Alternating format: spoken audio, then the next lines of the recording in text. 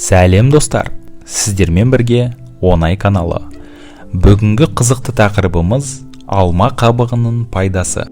Америка құрама штаттарының Айова университетінен доктор Адамстың жетекшілігімен жасалған зерттеу нәтижесінде алма қабығындағы урсол қышқылының майларды еріту және бұлшық еттерді нығайту ерекшелігінің арықтауға көмекші болатыны анықталды.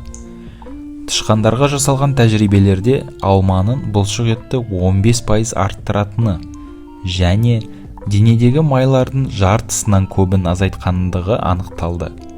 Урсол қышқылдың тышқандарда бұлшық ет тығыздығын арттырғанымен, жалпы дене салмағын арттырмағандығы да анықталды. Осы себепті алма арықтау үшін жақсы жеміс болмақ.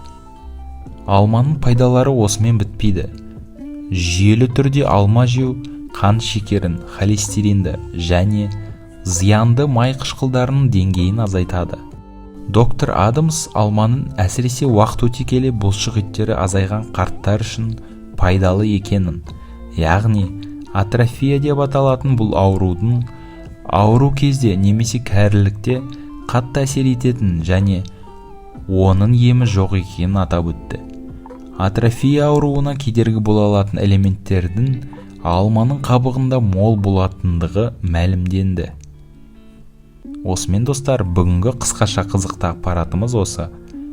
Видеомызға лайк басып, каналымызға жазылуды ұмытпаңыздар. Сіздермен болған оңай канал.